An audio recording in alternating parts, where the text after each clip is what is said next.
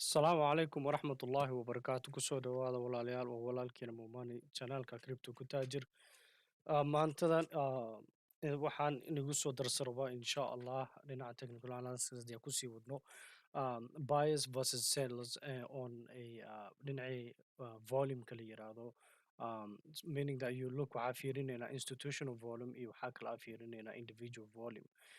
Marka laga hadlayo volume, so this is what I'm actually waxaan ka wado waa volume. So volume-kaaneetan ka hadlayo waxaa jirto laba meel u kala baxdaa, laba dhinaca loo fiiriyaa, institutional and individual volume. Waa ognahay muhiimadda, I mean the focuska wuxuu saaran yahay the price action. Price actionka marka la dhahayo waxaa waaye chartkaaneeto oo saan u socdo iyo kor hoos u socoto, that is what your price action is. This is your price action haddii ala fiirinayo. From here to here, that is your price action, and this is also another price action. So technically ahaan luqad ahaan price action marka laga hadlayo, that's what you're looking at, the candles ka waaye. So institutional muhiimad inte aan ognahay price actionka muhiimadda ah, but as well waxaa la fiiriyaa waxa la yiraahdo volume. Volume-kan waxaa ka helaysaa inta ka hele haalahan hoosa ka helaysaa, meeshaan hoosa ka hele volume. So every time you could see the volume, marka when you mouse-ka markaad dhaqdhaqaajinaysid aad soo kor saartid a bar or your candles markaad soo kor saartid, hadda kan camal wuxuu ku tusinaya 204.378 millions oo waxaa ka dhacay trading back and forth. But at the end waxaa u batay dhinacii bullska ayaa batay. They ended up showing baalka strengthkooda. So institutional iyo individual volume ma kala jirto. Midda kalena waxaa waaye waxaad ka baran kartaa amaad ka arki kartaa waxay yiraahdaan foot traces, waxyaalihii ay kasoo tageen individuals ma ahan institutionals kaneeto, waxyaalihii ayna soo tuseen aan kasoo aragari karnaa dhinaca volume-ka. So sometimes waxaa laga yaabaa volume-kaneeto oo trade-ka halahaneeto oo this within this box hadda camal ku jiro, waxaa laga yaabaa that there is only a lot of buyers and waxaa jirto a lot of sellers waa laga yaabaa. The other way oo loo fiiri karona waxaa waaye waxaa laga yaabaa in ku jirto so many sellers and only one buyer oo yahay hedge fund oo 10 milyan geliye ama 1 bilyan oo geliye oo boqolaan oo milyan oo dad oo leeyihiin meeshaan intaa waxaa ugu galeynaa sell, waxaa ugu galeynaa intaa sell ugu galeynaa asigana wuu imaada 1 bilyan oo dollar loo geliyay dhac everybody intaas inta kala dhan ayuu suuqa ka saaray, already loss oo geliyay. So that is waxa la fiirinayo marka laga hadlayo dhinaca institutional volume and buyers volume, individual volume markaasita marka laga hadlayo. So even though haddeertaan focuska oo zaid oo waxay u saaran tahay price action kaneeto, waxaa kale isweydiinaysaa haddii suuqa wax ka jiro oo bahalkan for example this Sonic Interfreight Public Company waa stock-ganeeto muhiimadiisa ama qiimihiisa haddii oo yahay dadka may tahay focuska hadda kasteris asaareyna waxaa waaye volume on the bulls side. Videoganeeto ku talagalay. So volume-ka dhinaca bullishka haddii la fiiriyo aad ku xisaabtamaysid, you have to waa inaad aragnaa dadkaneeto how serious are they. For example aan dhahno inta ka soo saarno ka bixi kaas marwin saan maahan inta dheh right there xagga laan ka gooyo. So aan fiirino how serious is this company or is this institutional or is this money funds ay dhahaan or money whales or buyers ay dhahaan, how serious are they suuqa ay ku yihiin, how volume-kooda suu u xoog badan yahay, volume-kooda is it really strong or is it so weak. So xaguu u socdaa volume-kooda, that is what you want to see. So this is how you can actually tell bahalkaneeto suuqa inuu ku jiro an uptrend, right? Uptrend uu ku jiraa wuu socdaa suuq, right? It keeps going up, impulsive. Adiga wuxuu ku jiraa really sharp incline. This is really sharp, this is not smooth. smooth waxaa laga rabaa bahalka inuu suuqu saan u socdo u socdo u socdo u socdo u socdo u sii socdo. That is what you call a smooth uptrend. But haddeertaan maadaama suuqu saan usoo baxay oo inta imaaday oo kor u kacay, you call that a sharp uptrend. So sharp uptrend kaaseeto ama that continuation kaaseeto haddii aad rabtid trade inaad ka qaadatid aad ka mid noqotid ummadda trade inay sameynayo, waxaad fiirinaysaa continuation kaneeto maxaa waaye volumeka fiirinaysaa. You can actually see volumeka inuu culus yahay, inta buy culus lagu soo galay, intan arag volumekan waa lagu sii socday. But however, when the price came here, when the price reached here or sii socday, the price actually the volume started declining. Volumeka hoos usoo daatay, even though the price is actually maxaa ku dhacay volumeka, the volume is actually going. So without even knowing what's coming next, adigona meesha the next price aan arkin, for sure trade line intan uu ku saaran yahay, waxaa leedahay aniga sell ayaa meeshan ugu sugaya ama buy, waxaa isdhowaysaa buy rabta inaa inta kusoo gashid. For sure you have to pay attention to this. So in the beginning waa u jeednay bahalkaneeto inuu ku jiray accumulation oo soo kacay oo volumeka xoog loo saaray oo pump la saaray. Then you know that this price is being pumped, faa'iida meeshan ku jirto, waxaa soo galay the bulls, waa ka qayb qaadanaysaa and you trade with the bulls. Meesha u socdaan trade ay faa'iidada ay ku darsanayaan ayaa ka mid qaadanaysaa. That breakout aad raadinaysay, that volume continuation waxay dhahaan with the price action kaas aad raadinaysay, adigana waa ka qayb qaadanaysaa, gadaal uma haraysid. That is the volume on the bulls. This is for example one aniga tusinay dhinaca stockska. So let's just delete everything, just say yes. And let's go to BTC, our favorite thing, right? Let's delete that. Red crypto, we can go back to BTC, and BTC, dhinaca of volume analysis ka aan ka fiirinoona. We are just focusing on where the bulls is at. So every time you see there is a continuation of the bulls, like the prices intan waa ujeeda the volume kaneto ujeeda how weak it is, bal kaneto, it's really weak. And then you see volume kaneto starts to pick up, right? It's starting to pick up the volume, despite even waxaa ku jiro one red oo lasoo daadiyey, but it kept on going, balka price kuu sii socday.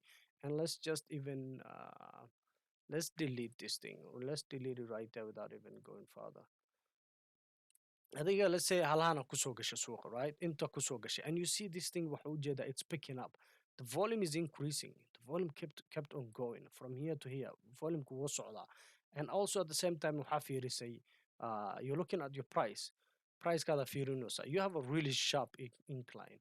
Ama inta ka soo qaad, however you like to, ama inta ka soo qaaday, labadaas meesha aragtida ka soo qaad, a really long trend line already sii samaysatay. Lababa sii samaysataba already. Kana samaysatay, kana waa samaysatay. I think more likely this is much better, because now you have it on an upward. Waxaa raadinaysaa a smooth incline aad raadinaysaa, smooth incline oo linekaneetu kula soconayo. And at the same time waxaa kale aad raadinaysaa this volume to keep going, or asigoo meesha volumeka oo san but at least to level off inuu meeshan uu ku sameeyo, that the average kiis oo meeshan uu ku imaado, then you know bahalkaneeto volumekaneeto waa sii socdaa. But if you start that tells you that this is an actual bullish momentum, dhinaca bullish volume price analysis waa good representation. Let's just play it and see it. You see it keeps going, it keeps going, it keeps going. But at least you can see the volume kaaseeto, even though waxaa laga yaabaa qiimaha ina volumeka zaid kor u qaaday, but at least waxaad u jeedaa averageka volumeka inuu fiican yahay. That tells you there's a lot of buy. Anigoo linekan arag iska sawiray without even me knowing, I knew inuu soo imaan doono, soo daawo doono, without even anigoon ogeyn inuu soo daawo doono. Meeshu line ka soo soo qaadan karo linekeyga. You can see how u wanaagsan tahay inaad u baahan tahay aad soo taabsiisid lineka and try to be as straight as you can. Muhiimadda faa'iidadeeda, adigoo meelahan iska maraysa iska daawanaysid cabsi kugu jirta, waxaa dhahda linekeygan aan ku sawirtay, waxaa kusoo you drew, waxaa sawirtay your trend line, waxaa haddaa hor usoo baranay trend line kaadi ayaa meeshaan ka gelisay. Let's just put that and call this trend line. Now you have your trend line already. Trend line wuxuu yahay waa taqaanaa, and you already know baalkaneeto meeshaneetona waxaa waaye, you already know this was a low, and then you know this is a low high, right? and this is a low high. So you know this low, you know yahay, you know this low is higher than this other low, and now mid kala inta kusoo dhalmay, you have another low high, but it's almost close to that. At least meeshaneeto, even though 64 gan uu kusoo garaacay and you were very late wax kasoo daaday, you know that for sure bahalkan trend line uu kusoo jiray, volumekiisana waa fiican yahay, the price wuu usii socdaa, trend line uu socon yahay, there's an upward momentum. Inta at least that you can actually come in and you say buy aan ku galaya, meelahana profit ugu raadinaysa, waxaa raadinaysa your profit target. Insha Allah all waxyaalahan ha baran hadhowto combination fiican ayaa ku sameynayna. Let's just put up here meesha ka soo qaadnay and just put that, or you can even do this honestly. Haddii rabtid, just do that and say, hey, that is enough. That is two for me. Um, waxaa inta kuu noqonaya almost, wuxuu ku noqonaya almost like a channel, but at the same time waxaa jirta waxaa la dhaho a falling wedge uu noqon waya. But this is very far. If you want that, you can bring it down or soo yareynaysaa. At least intii lasoo dhaafay historygii badnaantooda waa kasoo leexanaysaa, so you can have at least some accuracy to tradingka hadda ku sameynaysid, and you just move your trend line like this hadda, and you move this, and then you know baalkaneeto oo saanta u socday haddii meeshaan uu kusoo taago intuu ku imaado meelahan ku sugaysaa, you know meelahan uu imaan doona for sure. Inuu u jabiyo hoostiisa waa iska ilaalinaysaa, and then you putting in meeshaan stop loss gelinaysaa. But muhiimadda videogan waxay ahayd ani tusiyo the volume of bullish momentum kaaseeto, volume versus price action waxay dhahaan volume, volume analysis aa la yiraahdaa. The volume has to represent and show what the price action is actually showing. Mida kalena waxaa liiga soo remove drawing aan itusi rabo waxaa waaye, let's say bahalka, let's say meeshaan uu marayo, right? Let's just delete this thing, say yes, show you something else very important, dhinaca bullish momentumka markaa fiirinaysid with the price analysis. One other thing that you really need to consider is, let's say hadda priceka BTC, it was actually maanta inta kusoo gashay wuxuu sameeyey a very upward momentum uu sameeyey. There was this volume kaneta uu ku jira, right? You can actually see that the volume, it's ideal, wuxuu yahay an average fiican uu ku fadhiyaa, for example like that. That could be your average. You just take an قياس وقي قادنيسا. You just see where your average is at. This is more likely where your average are. But لكن أوجا line كد بالك ندير قاجد line ودقاقة. Just remember إيش اللي قياس نوسا. And you see this volume actually coming picking up or سوق قالوا. The price is going. You know your price is going up. بالك سوق you know your price is going up. And you also know your volume is picking up from here to here or even here. But from here to here, you can see your volume is actually picking up. Volume kaad wuu socdaa. That tells you gacan yariis meesha ma ku jirto, waxaa ku jirto institutional badan aa ku jirto, xooga badan oo priceka kor u riixooyo on a daily wise. You can do that. However, you want to know bahalkaneeto ma sii socona ama meeshaan uu kasoo noqonaa. For that to happen, the volume definitely needs to continue at least a little bit up. Let's see what happens. Just play. See, so what happens? The volume continues just a little bit. Wax yariisa ku darsame volume kaneeto. You needed your volume to be even higher than that. So for the price hadeertaan oo u socdo meeshaan oo laga rabo inuu jibiyo, which is this price level, meeshaaneeto oo ku fadhiyay resistance uu ku ahaay, as meesha when it was here before intuusan inta aadin, meeshaasaa waxaa ogeed resistance u ahaay, wuu soo daatay, waxaa rabtaa inuu suuqa kor u sii socdo or line kaneto, trend line kaneto uu jibiyo. Definitely you want your volume to be very high, volume card sii socdo. But if you see your volume decreasing, that's different. Well, that's for another video, inshallah. Lastly, remove drawings. waxaa rabaa inaan ku fiirino, let's try halkan maxaa la dhahaa GPD. Let's try the forex side. Let's try on the forex side. Let's go to daily. Forex side, there's a lot of trading badan ka socdo. So the amount of lacagta ku jirto forex, it's not the same with the amount of cryptocurrency waxyaalaha. So we just looking right now dhinaca bullish momentum ka fiirinayna. Let's go to weekly since this is a huge chart. Weekly ka fiirinayna.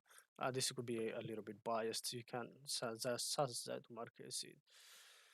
sometimes waxaa jirto there's other platforms ka fiican trading when it comes to forex oo loo isticmaalo oo hadhowti haddii aad trading ku sameynaysid markaad insha allah aad rabtid reer forex. I think there's a lot of people oo forex badan meesha ku jirto, but let's just look one this is nitpicking waxa la yirahdo anaa dooranoyno like anaa raadinoya indheha ku raadinoya try to see where is the bullish momentum kaneto volume kaneto ma socdaa, you know. So this is here we have a volume, right? Here we have an upward momentum into kujurto.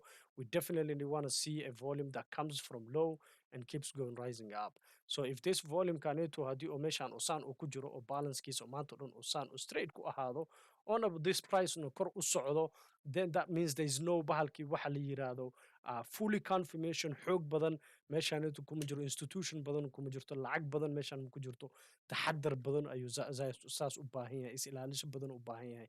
Lastly, another one crypto aan ugu soo daraya. I think I also see this in storage markuu arkay recently. You can see this hadertan, for example, this volume kaneeto ujeedaa. Definitely, for example, now waa ognahan waxaa soo baranay trend line soo baranay, trend line kaad inta soo saaranaya dhac. That's a nice, really nice trend line. You can either bring it down. It haddii oo adigana soo gaarin meeshan. Let's say adigoo soo gaarin inta, right? Let's say wili ilaa inta maku soo gaarin. Let's just delete this picture and take this out. Aan ka saarno. Waxaan ka fiirinoonaa right there. Let's say adiga wili meeshaneeto ma soo gaarin. Labadan line aa haasatay. Labadan waxaa haasatay trade, right? And then you just go there and go like that. This is your goal. This is what you need to look for. Waxaana fiirinaysaa. Now you know the price is actually slowing, coming back up from a support. What you're looking for is a volume or hadoti inuu kaco. Volume ka meeshaan ku jira, right? That is your volume. That's average ka ku jirtid. Waxaa raadinaysaa volume soo kacayo, and waxaa kala raadinaysaa a price wise inuu meeshaan u jibiyo. For it to break and retest meeshaneeto support kaneeto previous resistance or retest ku sameeyo, you need to see strong hands, institutional money makers in a suuqa soo galeen ee buy ku dhufteen, not anaka gacanteena yarista small makers. So let's see what happens. Look at it, and then boom, it breaks it. Wuu jibiyey the actual resistance line. This is your resistance line. Resistance diagonal waa kan. The resistance key or maahan horizontal. So there's a resistance in your horizontal resistance line. Or you can call this a supply line. Supply line kaad wuu ku noqdaa, resistance line wuu ku noqdaa. Also, it's also called a channel line. Let's say if you were to draw this inta dhihi lahayd, waxaan ku haystaa another one. This one will be your channel line. This will be your trend line, right? So this is your trend line, and this will be your resistance line, your channel line, your supply line. Actually, look at it, what happened. So volume ki average ki dhan waa laga soo baxay, and we had a huge pump. Suuqa kor u sii socda. For it to be actually continue, you need that continuation of a volume average kaneto oo kor la soo dhaafo.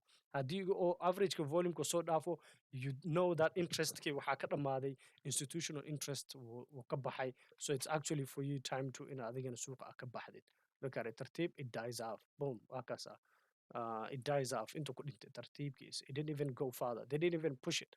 So price ka mesan soo gaarsiin into 139. Now you know that is very weak. Waa tacbaan waaye. That at least you know for sure bahalkaneeto haddii uu soo noqonayo, you know that it's going to come back eventually and retest the previous support. Adigona fiirin adigona fiirin this back test of this line. Adigona fiirinin waxaa fiirinaysaa your horizontal support, which is 0.3419 kaasaa raadinaysaa. That is what it is meant by marka laga hadlayo dhinacii insha Allah what they call it institutional volume when it comes to the buy. Assalamu alaikum wa rahmatullahi wa barakatuh. Brothers, give me your comments, give me your likes, and inshallah let me know what I can change or make difference. Inshallah. Jazakumullah khair.